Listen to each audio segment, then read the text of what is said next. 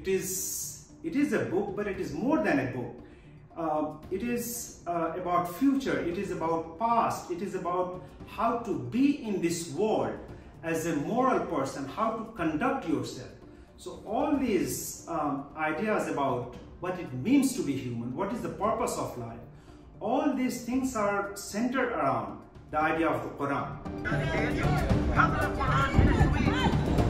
I mean, a series of incidents have been happening, and this is part of Islamophobia as a policy, and this should not be taken as something which is sporadic or incidental, but actually it is part of an organized political activity, and this is tied to Islamophobia as a policy of the Western states, and these policies have been in place after the end of the Cold War, and it increased definitely after 9/11. So these incidents are needed for two reasons. One is to spread and intensify hatred against Islam, which is actually the chief objective of Islamophobia as a policy. So this is one aim. The second aim is also to create a kind of collective identity of Europe and West, which is mobilized against Islam. So it serves dual purpose. Yeah, so this is a very interesting question. What motivates? Right? Have Westerners or those people who burn the Quran, have they read the Quran or not? Because if you are burning without reading it, then it would not qualify as an engaging and rational act, because you do not understand what is there and you are simply burning it. It looks like that in most cases these people have not read the Quran, they are simply burning because the purpose is to generate hatred and Islamophobia. You see, Joram van Klenderfellen, and he was quite opposed to Islam. When he was active, he even asked for banning the Quran. You know, he had a lot of books close to his shelf, and some of these books fell, and one of these books was a copy of the Quran, and he picked it up, you know, and by chance he opened it, and the verse which came to his attention was Suratul Hajj, and there it is written that it is not your eyes which are blind, but your heart. And that verse literally changed the perception and the intention of this Islamophobic leader at that point of time. So later on, he had a change of heart and he embraced Islam. You also have a phenomenon which has not been named, but I want to name it as freedom from expression. So it is the case that in most Western democracies, there is simultaneously a phenomenon of freedom from expression. People who are critical of the power, racialized and stigmatized minorities, people who are in search of truth, and those who do not buy the falsehood spread day in and day out by the mainstream media. When these people want to say something, or if they want to write an essay or an op-ed, these people never find any space in the mainstream media. So what you see here is, in the Western countries, this is not simply a question of freedom of expression, but there is also freedom from expression. Critical voices are continuously silenced. Let's begin with the current example. You know, Mehdi Hasan, he has been released from his show, which was, I think it is MNSBC, the important American media platform. And this happened in the wake of Israeli aggression against Gaza. And it is not simply him, but 2 other journalists have also been fired. Okay? Last week, you have a case in Australia.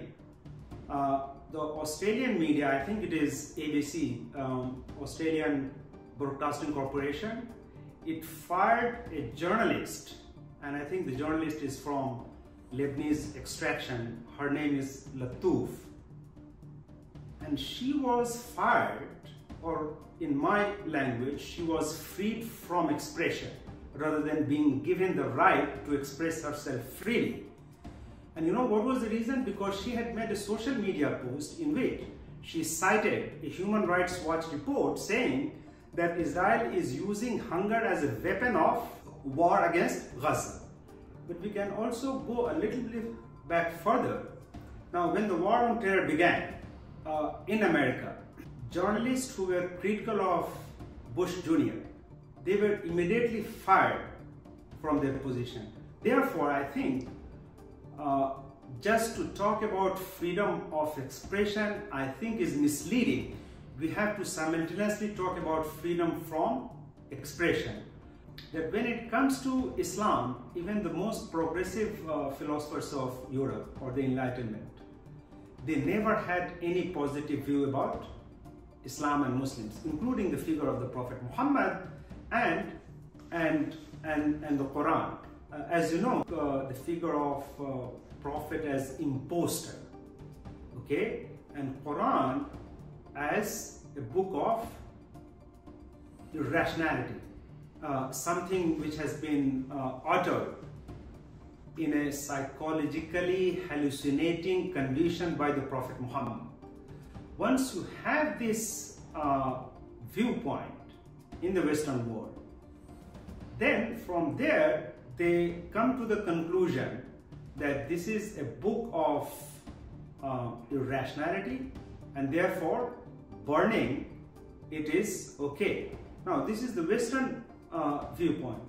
For Muslims, okay, of course, Quran is a book of what is known in Arabic as hidayah, which means guidance, okay.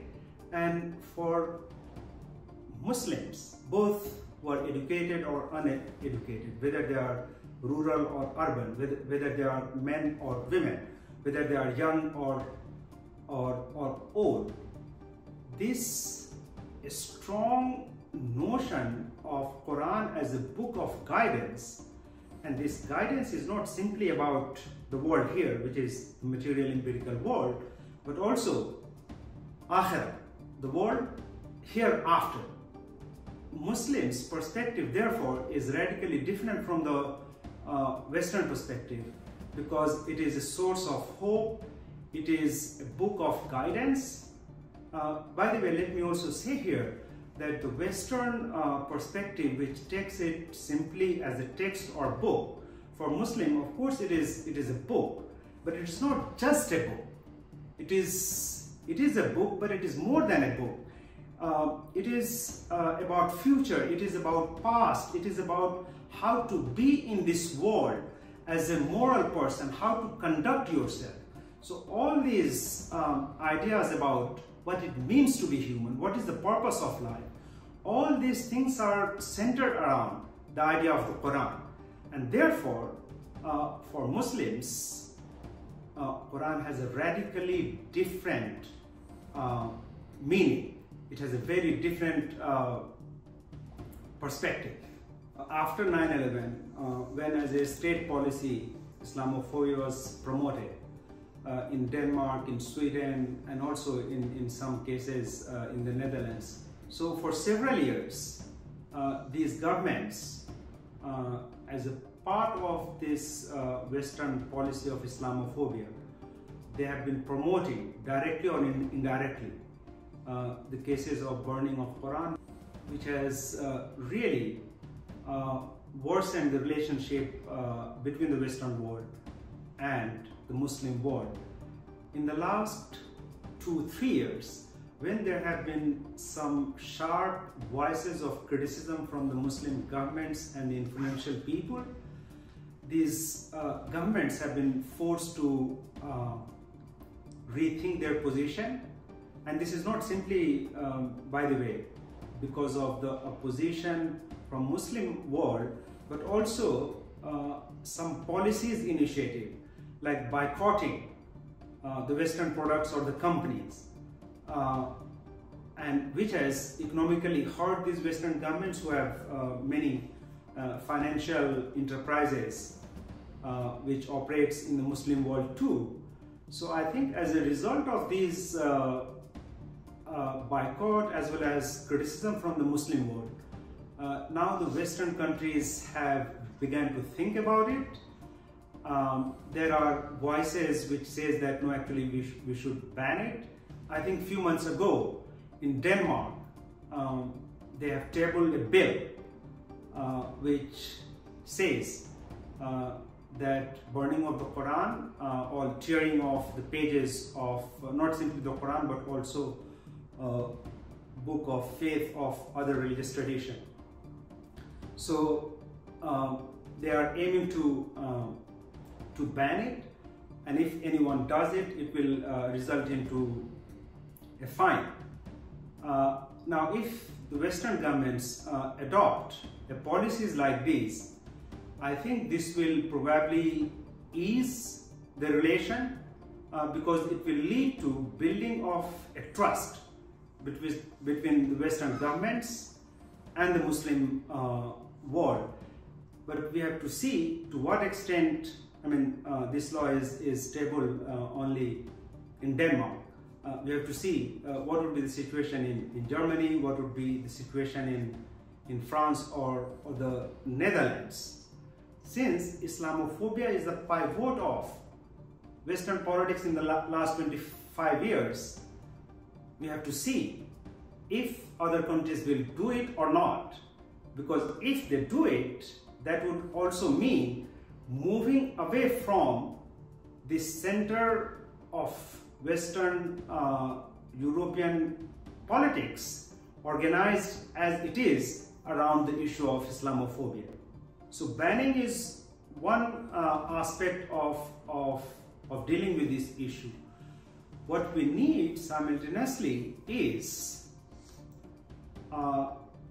creating an atmosphere, and here let me say that media has to play a very pivotal role, because a lot of these young people they get their ideas about Islam and Muslims through media, and if media continues to disseminate Islamophobic messages, then simply passing a law will not work. So it has to be done also outside the realm of law. Media is one.